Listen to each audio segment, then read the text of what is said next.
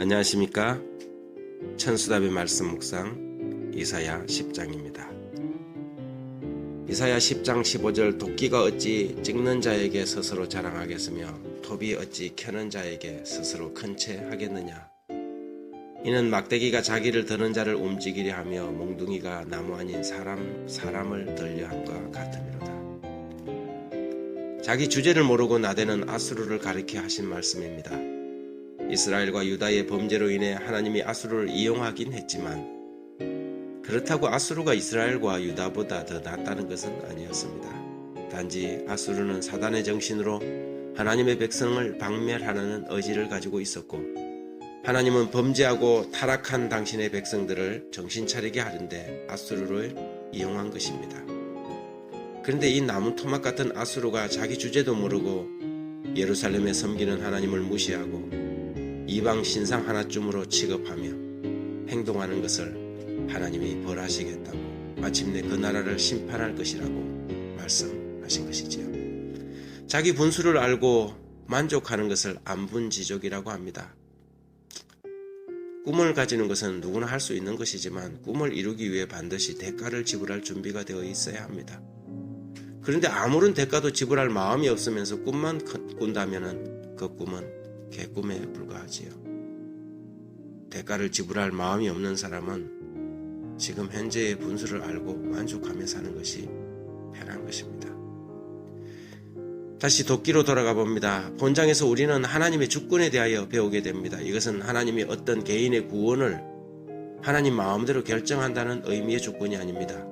하나님의 주권은 그분이 원하시면 누구든지 그분이 들어 사용할 수 있다는 그런 의미의 사용적 주권이지요.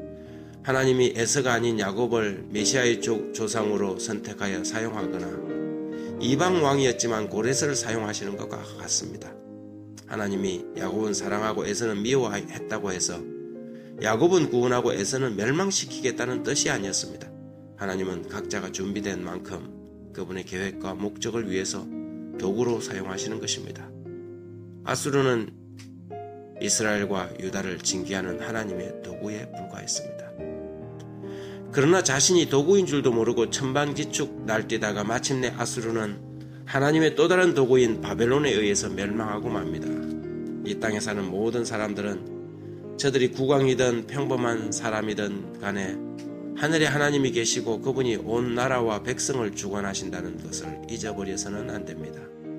자신이 높은 자리에 올랐다고 그것이 마치 자신의 능력인 양 우쭐하고 분수도 모르고 날뛰는 날에는 아수르처럼 일순간에 무너지게 됩니다.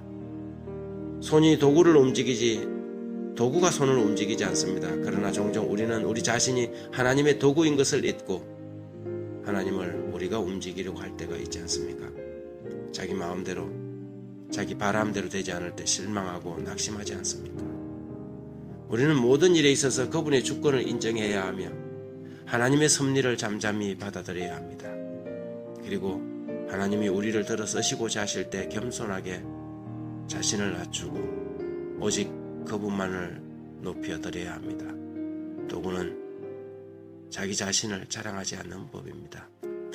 누구를 쓰실 것인지 그것은 주인이 결정하는 것입니다. 톱을 써야 할 때 톱을 쓰고 도끼를 써야 할 때 도끼를 써야 합니다. 그런데 사람들은 종종 하나님이 원하지도 않는데 억지로 자기 자신을 세우려고 하다가 결국 어려움에 직면할 때가 너무 많지요.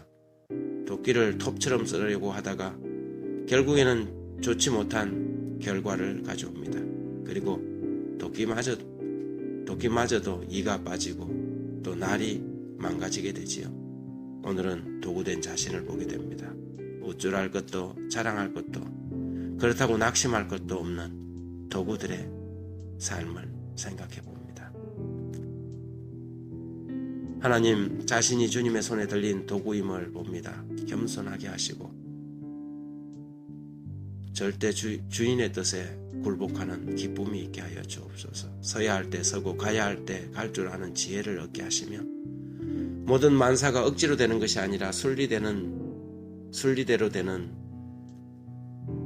즐거운 섬김이 되게 하여 주옵소서. 오늘도 주의 손에 들린 도구가 되어 주어진 일에 충성을 다하도록 예수 그리스도의 이름으로 기도합니다.